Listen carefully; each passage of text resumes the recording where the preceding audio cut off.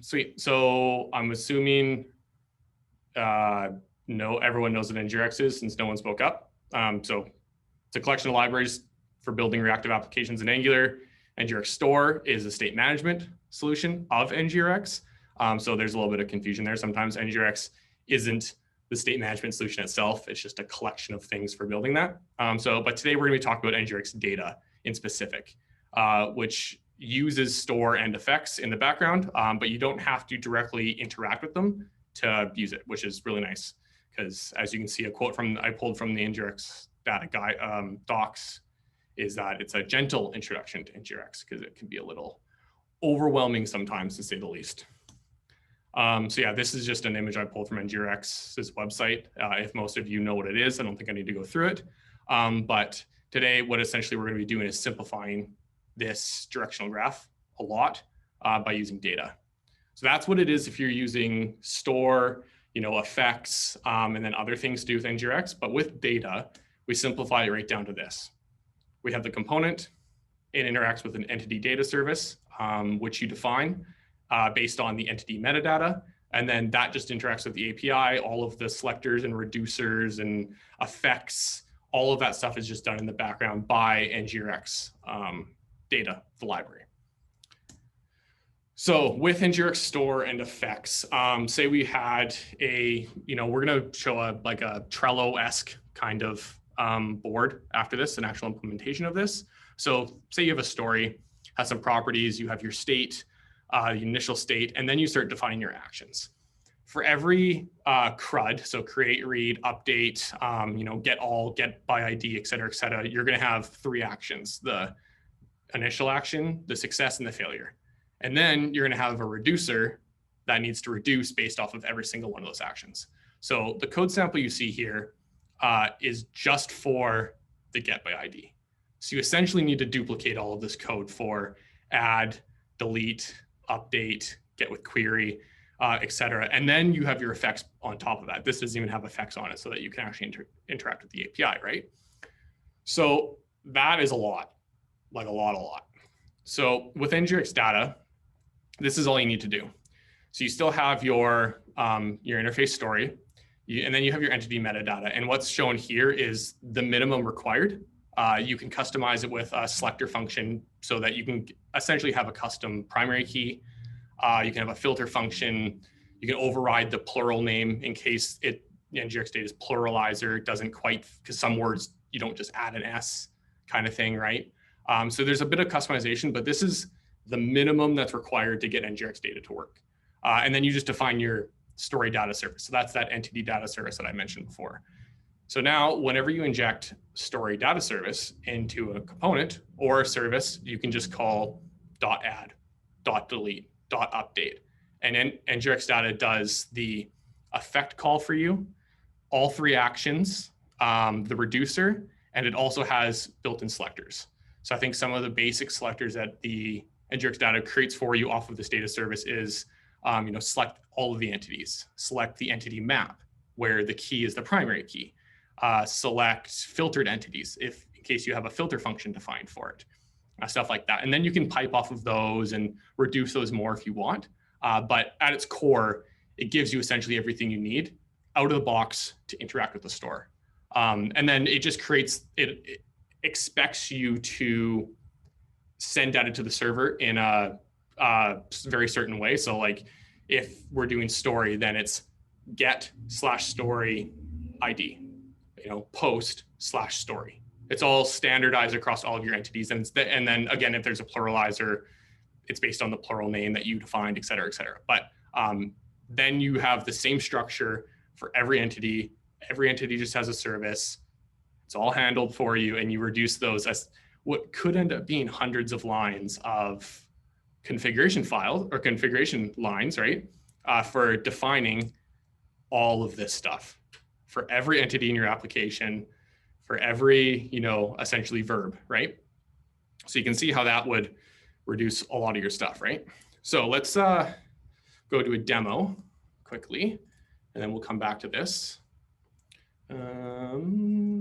So this is, please ignore my styling skills. I am not a front-end developer. I can build functional logic, I can't build UIs.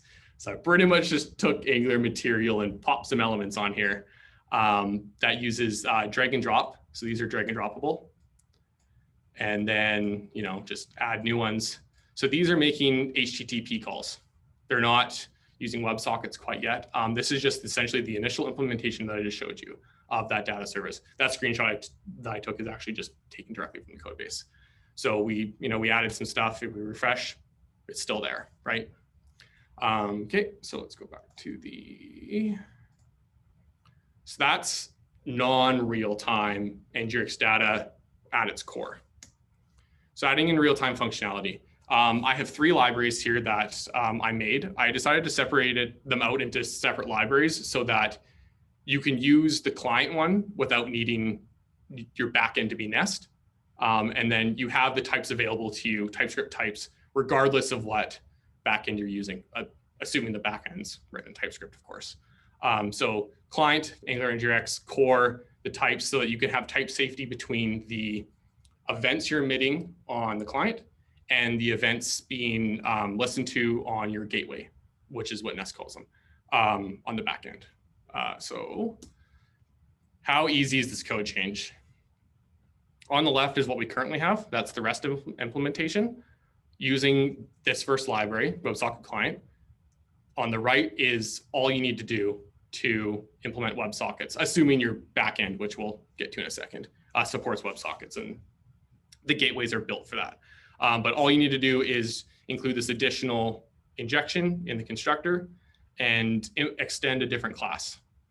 Now your entity data service now uses WebSockets instead of HTTP as a transport mechanism between the client and the server. You do need to call connect. So this, the socket collection service base does expose a connect method, which obviously doesn't exist on the HTTP implementation because you don't need to connect for that. And then that, again, that's implementation specific. So I don't know when you need to call connect, but for the example, it just calls it on ng on a net to make sure that we can connect to the WebSocket. But in a real life case, you'd have authentication and different parameters and all that kind of stuff. Okay, so let's go through the actual real-time demo now. So I have the same app side by side. So these are 2 different instances of the app. And if you watch, that is now real time. As I move cards on one, it moves cards on the other. And that's straight up just using NgRx data. I didn't write any reducers for this. There's an additional selector to group stories by the columns, but that existed in both of them. So it's as easy as that, assuming you have the backend that supports WebSockets, which is pretty cool. If you can add new ones, you can see it. It happens on both of them, right? So we'll go back to here for a second. So how does this work? One of the things that I love about NgRx is that when you call the functions on it, so add, update, whatever, you can actually subscribe to those methods and then wait for the response to come back, which typically you can't do when you're dispatching actions in NgRx. Typically what happens is you dispatch an action, the dispatch method returns void, so you can't respond to it essentially. You need to do it all in effects or watch your data change on inputs, other ways like that, or do some kind of fancy magic somehow that I don't know about. But with NgRx data, you can actually just subscribe. So you can call .add subscribe. Okay, I get my added entity. Now I want to do something, which is sweet. So how does this work? The component calls the function, the data service emits an action, the effect, which is created internally, right, makes the HTTP call, API returns it, and then the effect back to the data service, that's where the magic here happens. So there's a little bit of pseudocode here that we'll walk through. This is what happens internally. When you call that add function or update or delete any of the CRUD methods on there, it will create an action and assign it a correlation ID. So some unique ID that's unique to every action that's dispatched on the application. It dispatches that action, and then all it does is return a stream of all of the actions from the application, but it filters them and waits for an action to come through that has the same correlation ID. So the initial dispatch is the, get story, right? And then both get story success and get story failed would both have a correlation ID on it, so that this function knows, okay, well, that's the success action for the action that I care about. So it filters that, takes the first one so it's not a continuous stream. Otherwise, it'll just forever emit actions until your application closes, and then just gives you back the data. So that's the method that NgRx Data uses to allow you to wait for what you're asking it to do, which is sweet, because you can't actually do that with just plain NgRx store and effects, which it's kind of a roadblock for new users, because they're like, well, I want the result in my template, and how do I get the result in my template? And I don't want to do everything in effects. I don't have access to my template data, right? So yeah, that's how that works. So that's how it works with the HTTP implementation. So how does it work with WebSockets? It's essentially the same thing, except there's another level of the correlation ID. So I kind of just ripped off that idea of NgRx Data and used it for, so now there's two correlation IDs. There's one on the initial data service to effect that will get an action, it'll get a correlation ID. And then when the effect actually makes or emits the WebSocket event to the server, it'll get another correlation ID for its, get story event. And then the get story success event that all applications that are connected to the WebSocket are listening on has that correlation ID in it. So it knows that, okay, well, this is the event that matches the event that I just emitted, and here's my data. So I'll return that. And then data takes back over again and says, okay, well, there's my correlation ID. Cool, I know that's the response. Here you go, data service, there's the data, and the component can subscribe to it. So that's how I managed to create more of a request response type infrastructure with WebSockets, so that you can plug that directly into NgRx Data and get that whole nice subscribe to result functionality like you can with the HTTP implementation. Because NgRx Data allows you to override the data service that it creates by default. So by default, it'll just create, the standard data service with the /story ID, et cetera, right? But you can actually override that and provide your own implementations for add, update, delete, and all of those things. So that's essentially what this is doing. And then in the backend, it just uses socket.io instead of HTTP. Cool. Okay, so what do these actions actually look like in the store? So we'll just clear these out. So this is NgRx Store DevTools or Redux DevTools. You can download it on the Chrome App Store. If you use NgRx and you're not using this, you should definitely use it because it allows you to see every action dispatched in your application, as well as the state after the action data itself, and then the diff of the store that action caused. So essentially, what was the value before the reducer and what was the value after the reducer? So it's just unbelievably handy. So let's drag one of these stories over here. So we'll look at the left side first. So we'll see NgRx Data save update 1. That is data's initial action, right? I'm on the diff. So the payload, see the entity op, right? And then the correlation ID right there. So now when it were subscribed, it waited for another action that had the correlation ID crid1, right? So now, because this is the WebSocket implementation, we don't get the success right away because we actually haven't made the WebSocket emission yet. So now the NgRx Data WebSocket update 1 is called, similar structure, entity name. Here's the socket op, which is the socket operation rather than the entity op.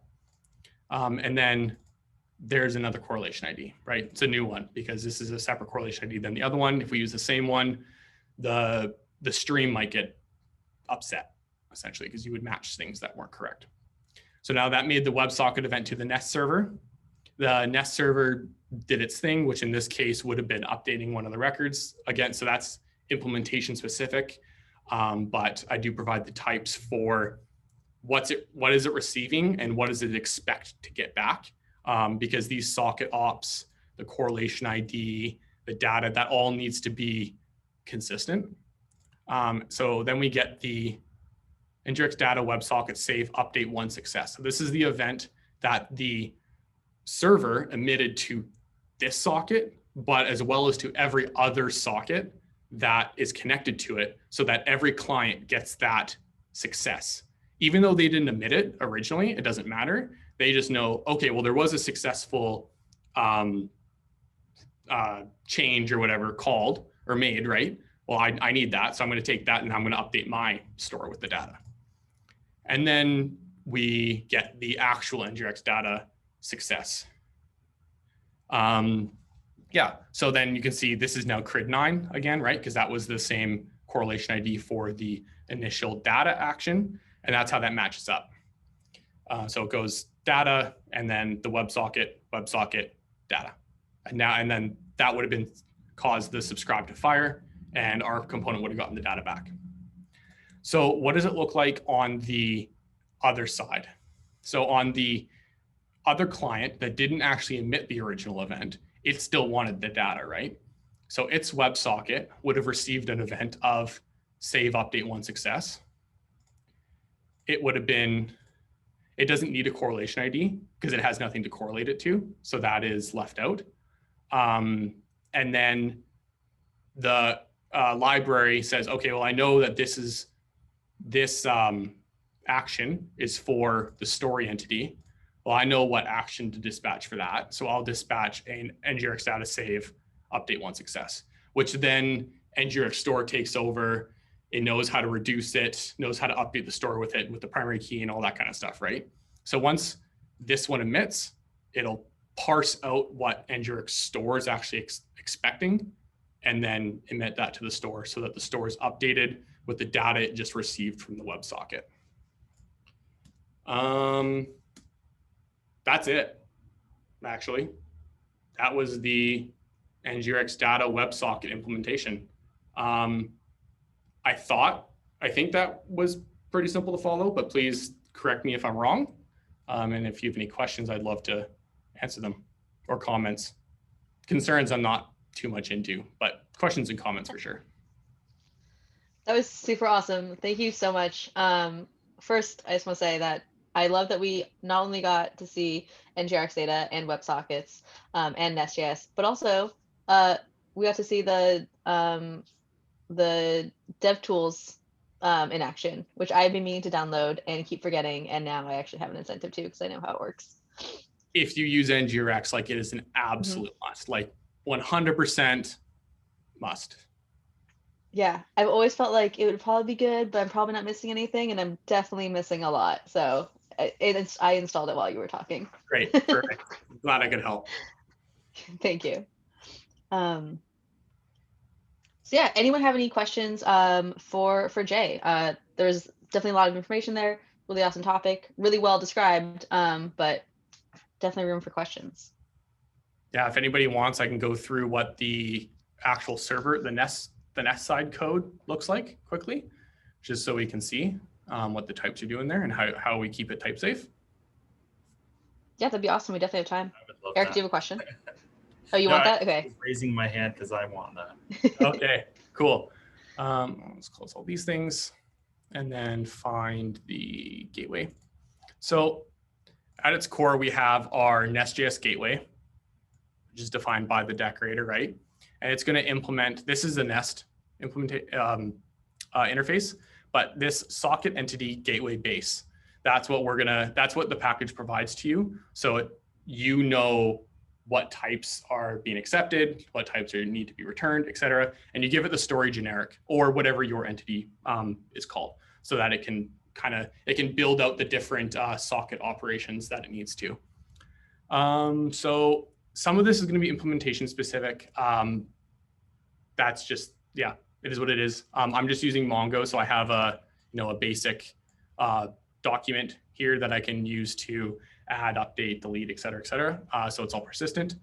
Handling the connection. So when the socket join them up to the stories gateway so that it's receiving all of the events.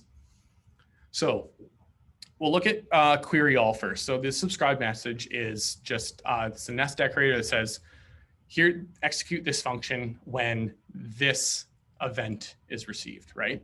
Socket op is an enum that's provided by the package that essentially has, is it going to do it? Yeah, it essentially has all of the different socket ops on it, which will all be type safe based on the generic that you provided. So here we're going to do query all. The socket body is a generic. I can't remember what the void is doing. Oh, yeah. Oh, yeah, right. There's no body for query all, right? It just says, give me everything. So that's why there's a void there. It's been a while since I wrote this. And then connected socket, this doesn't change per implementation. That's just the socket that's currently connected. But the return is that. And that is defined by the interface that we're implementing. So it says you have to return a socket operation of query all success that matches a socket event return object. And its data, so if we pull this up, its data is T, which is an array of stories. So that when the client gets this event back, it knows that, okay, well, I know it's an array of stories, so I will dispatch I think it's add many to cache action in NgRx Data. So that data knows that, and then after that point, data just takes over, the reducer fires, everything's updated, et cetera, et cetera. So you can see that, so that's a simple one because there's not a lot of back and forth, but here's the save update one. So our socket event body, whose data is the socket update request payload of story. And then the return. And you can see that here we're finding it in the database. We're finding and updating it in the database. And this is very rough implementation. Please do not take this code and think that it's going to work in production because I'm probably going to mess your database up. Please test it. So we're going to take our client. So this is the socket that is actually making the event, or that had dispatched the event. We're going to go to stories. So that's the room that everybody's in that's expecting updates for when stories change. The operation is, or the event is save update one success and our data, right?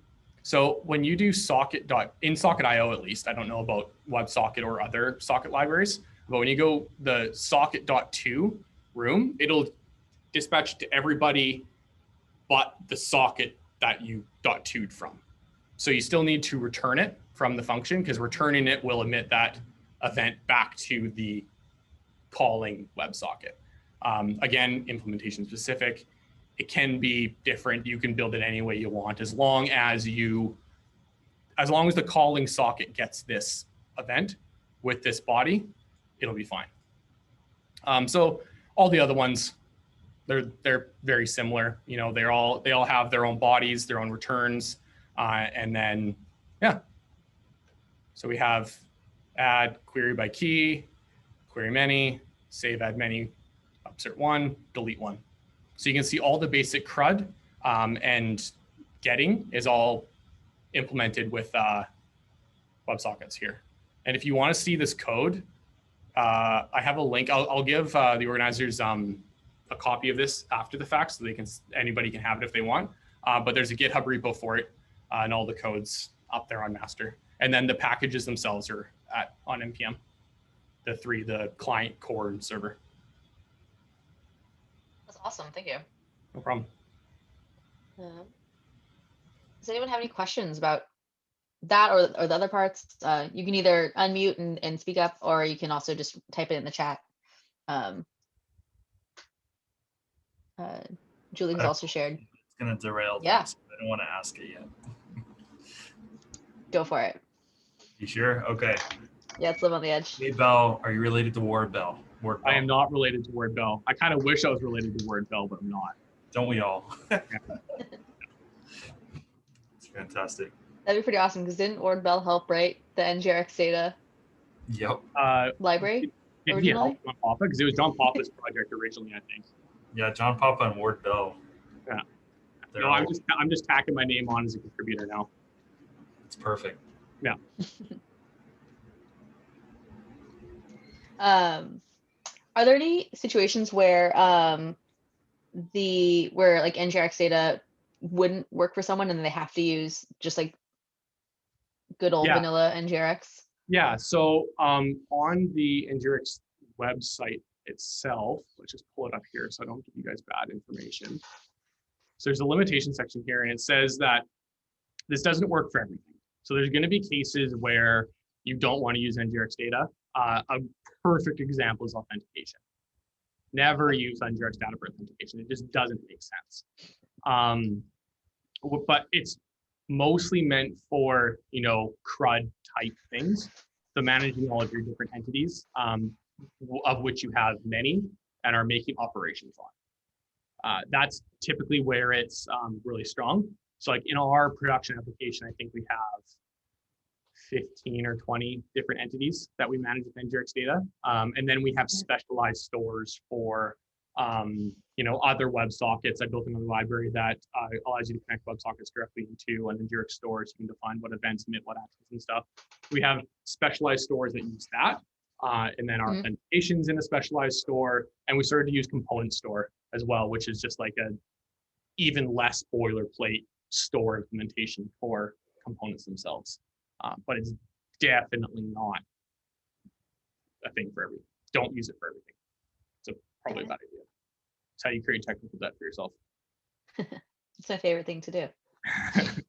Alex knows. So I think that answered my second question though, which is that it sounds like it's totally okay to use NgRx Data for some situations and then use a regular store for others. You can totally mix and match based on what you need. Totally. So let's pull up the dev tools here quickly. So if we look at here, state. So normally our stores would be like, authentication store, whatever, for the people that have actually used this. But all the NgRx data is under the entity cache key. And then the next key down is the entity name. And then inside here, it has the array of primary IDs, primary keys, dictionary of entities with the primary key being the key. And then the, what's the current filter if you defined a filter function, loaded, loading, and then change state. So there is a bunch of additional NgRx data stuff that we didn't talk about here. Like you can track your change state for different entities. There's loading flags, there's loaded flags, all piped through observables. So you can async off of them and know when your store is changing. But it just lives alongside. So like everything would just be entity cache and then whatever your other stores are right there. I'm going to ask this question just to make sure I understood you properly. It has a built-in like loading and loaded state. Like I don't have to build that in myself. Yeah. That's great. When you make API calls, it'll toggle the loading flag, this loading flag here, true and false. Or this one's loaded. Yeah. So you can know, it doesn't give you the granularity to know what entity is loading, but it tells you that the story store is currently loading, kind of thing. That's really cool. Yeah. What do the selectors look like? What are what selectors are available, or what do they look like? Yeah, do you have a file of them, or do you not have to write them? So the base ones you don't actually need. Let's just see, architecture, data service. Hey, this table is actually my contribution. It's really cool. Is it now? Here's some. So you have your data service that you inject, right? You can just go this dot hero service dot filtered entities, and now this is an observable of an array of your entity, filtered based on your filter function, whatever that you can input whatever filter function you want, and then dot loading, dot loaded. So all the built-in selectors are just properties on the entity data service itself. So you don't need to define those. And then you can pipe off of these as well if you want. Or you can create additional selectors so that you can do you can create an entity cache selector. So then it gives you the entity cache. It'll give you this. It'll give you this value here. And then you can select off of that even more based on other selectors and all that kind of stuff. So like in our production application, we have entity cache selectors that pull the cache, and then we have another selector that pulls the query params, and then we pull the entity out of the cache based on the query param, so we know what one's currently being edited. That's awesome. Thanks, Jay. This is fantastic. Yeah, when I first saw it, I was like, oh, this is exactly what we need, because it was so much work to manage all of our different entities. With all of that boilerplate, like there's so much of it. If you have to implement all of the actions and all of the reducers and all of the selectors and all of the effects, all of the API services, right? It's all Brandon Roberts' fault. Anytime you see him online, ask him about the boilerplate. Oh yeah, all the time. Yeah, you got to push the buttons on the boilerplate. Well, Hey, someone successfully reduced the boilerplate as selectors the other day. I don't know if you saw that on Twitter or not, but someone built a library that standardizes all the selectors. So you just call a function and it gives you all the selectors for all the props in your store. That's amazing. Yeah. NgRx is growing rapidly, so yeah, I totally throw my. Well, then they have things like the push pipe and let directive and stuff like that. We've been switching all of our async pipes over to the NgRx push pipe because it'll handle when applications go zoneless, no problem. If you do want to go zoneless, right? There are some cases where you'll get a huge performance boost. I mean, for some apps, like some apps won't notice it, right? But if you have tons of changes happening in your UI, going zoneless might not be the worst idea because you can coalesce change detection and all these other things. And NgRx components all support that. I love that push pipe because I love to do like async one time and not like 50 times. And I hate that you can only do that in an ngIf right now. Mm-hmm. Yeah, and then they have the NgRx let directive, which is an ngIf, but doesn't remove the element from the DOM. Just allows you to unwrap it. Yeah. So regardless of the value of the observable, the element is still there, but you have a plain variable you can use to reference the properties off of it. Dude, you're like an expert. You're a wizard at NgRx. You know all of the things. I don't feel like it sometimes. I'm going to tell you that right now. There's been a lot of late nights figuring all this out. I was just talking with one of my coworkers the other day. We definitely need that NgRx let, because there are a lot of times where we want to get that data out of the pipe, but I don't want to wrap it in an if. I don't want to hide it. Exactly. And when it's a Boolean, it's really hard. And it has a little bit of a cleaner syntax as well. You can just go like NgRx let observable and then colon let whatever, and it's just it's just a little bit nicer. Definitely.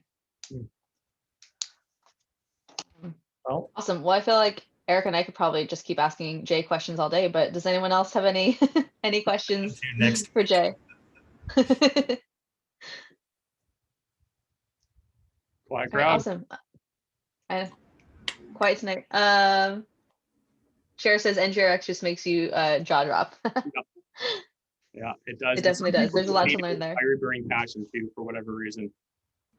I just have to make the one last comment that I personally love NgRx, like the fat, boring boilerplate version, and that a lot of the NX dev tools helps schematics. I don't know what's wrong with my camera. The schematics like help deal with the pain of setting up new state quite a bit.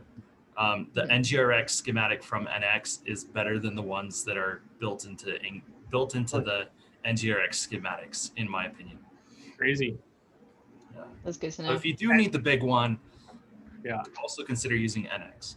Oh, NX is something that I could go on about literally all night long. That's what I was looking at your file structure and I saw libs and I'm like, maybe.